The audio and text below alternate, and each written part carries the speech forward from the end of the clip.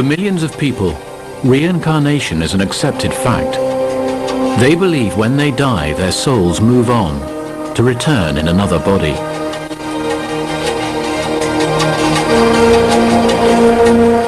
We are making huge strides in unlocking the secrets of memory and brain. But for scientists, the soul is a difficult concept. It's very hard to scientifically prove anything that is related to what is a soul. Can this child really be the dead wife of this man?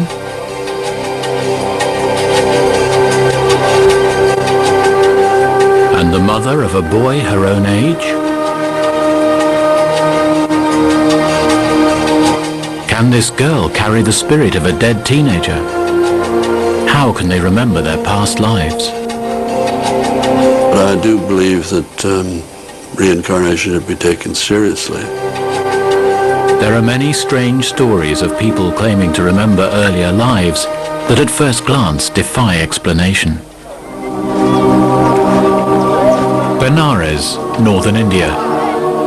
The holy river Mother Ganges flows through the city. Hinduism is one of the world's oldest religions, with millions of followers. For them, life does not always end in death. Along the banks, funeral pyres for the dead. Only immersing the ashes in the river will release the soul from the cycle of rebirth and suffering in this world. Karma is the Hindu law that controls reincarnation and our places on the ladder of existence. Good deeds will be rewarded, bad punished, giving everyone a chance to redeem themselves.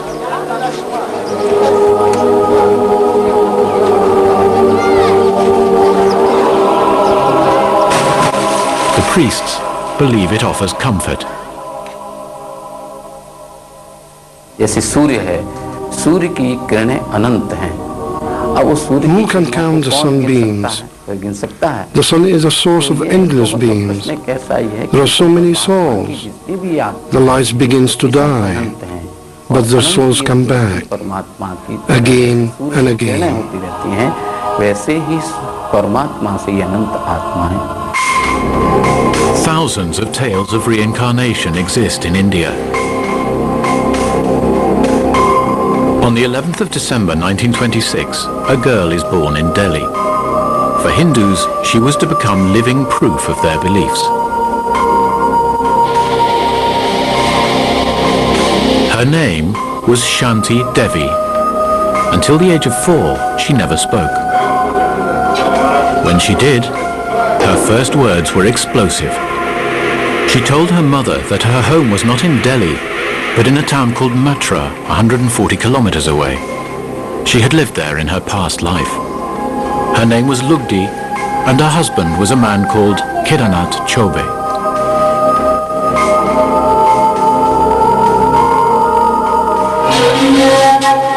Shanti was able to describe the town in astonishing detail, even though she had never been there.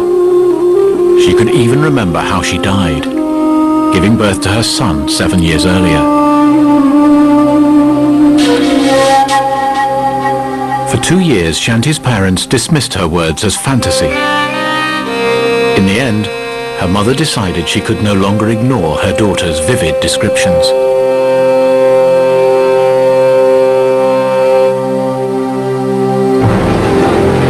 So one of Shanti's uncles traveled to Matra to investigate her claims. What he found seemed to confirm her story. There was a cloth maker living in the town. His wife Lugdi had died in childbirth the year before Shanti Devi was born.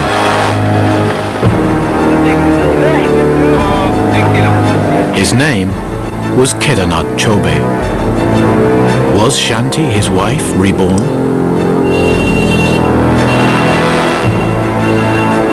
Dr. Rawat is one of India's leading specialists on reincarnation.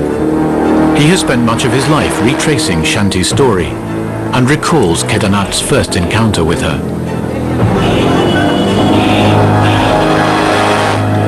when Kedarnath came to Delhi, and there were a lot of people very curious to know whether Shanti had been talking all nonsense or there is truth in it.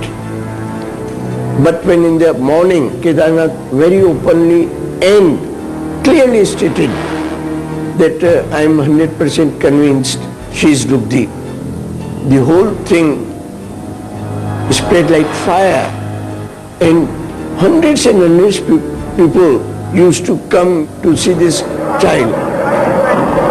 In the 1930s, India was in turmoil as the country struggled for independence from British rule.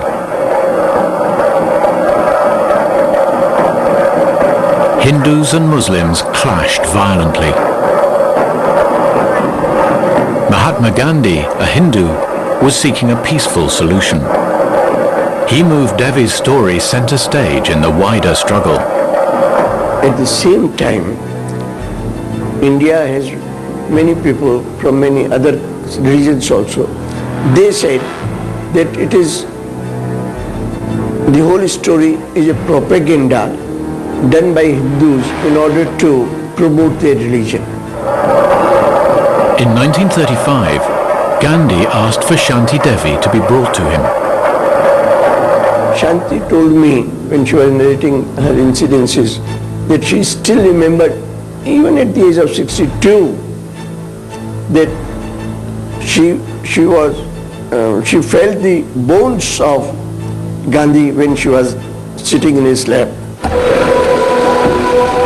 For Hindus, she was living proof that their laws controlled human destiny.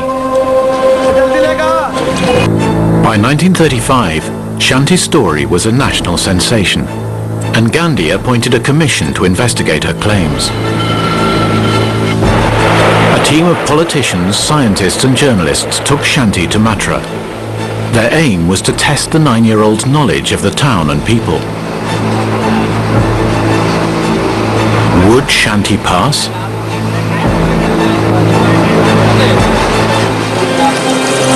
When the team arrived in Mathura, they were astonished by how much the child knew.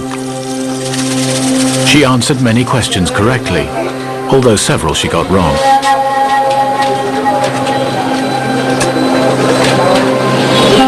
But she was able to describe the holy gates of the city before they reached them.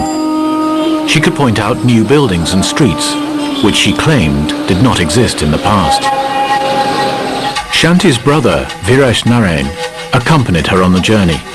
He remembers it as if it were yesterday. She told the way. She showed the way. You have to go that way. And now they are like that. And she guided the team to the home of her previous life.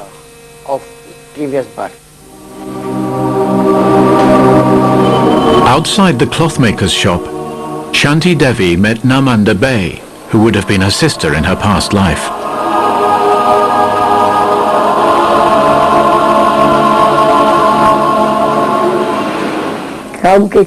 She recognized me straight away. There were so many people, they were pushing her away from me, but she recognized everything. She knew of each lane, where it led to, knew every tenant, knew where they lived. She recognized the cobbler, the washer, all of them. The trip culminated in a dramatic encounter. 9-year-old Shanti met 10-year-old Navneet, the son she died giving birth to. Mother and son meet for the first time. They pointed at me and asked Shanti Devi, "Who is that?" And she said, "That is my son." "How did you recognize him?" She said, "My soul has recognized his soul," and she began to cry.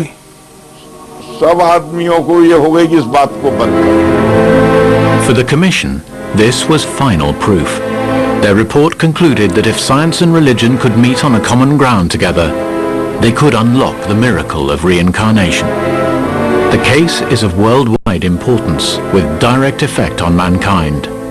We ask all scientists to help us find a conclusion. What could science contribute to such an unscientific debate?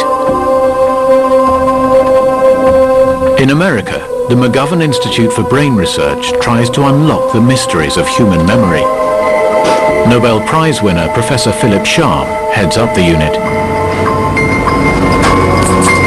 The soul in many cases has an implication related to religion or good and bad, and a existence beyond the physical organism. And it's very hard to scientifically prove anything that is related to what is a soul.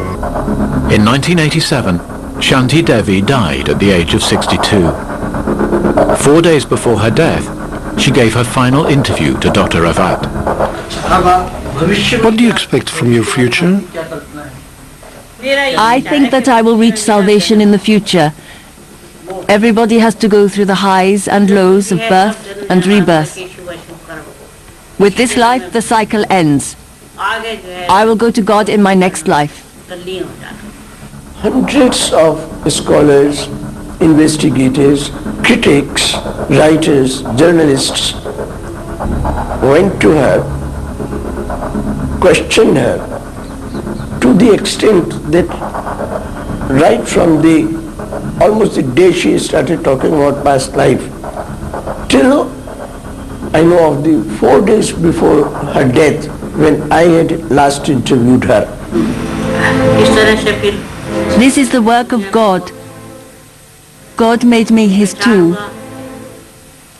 This is all God's play. And the world is the stage. And we all dance as he wants us to.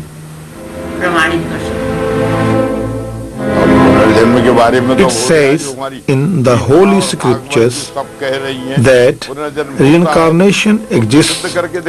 My mother proved it and showed everyone that there is such a thing as rebirth. She was living proof, and all those people who didn't believe in it had to accept that there is reincarnation.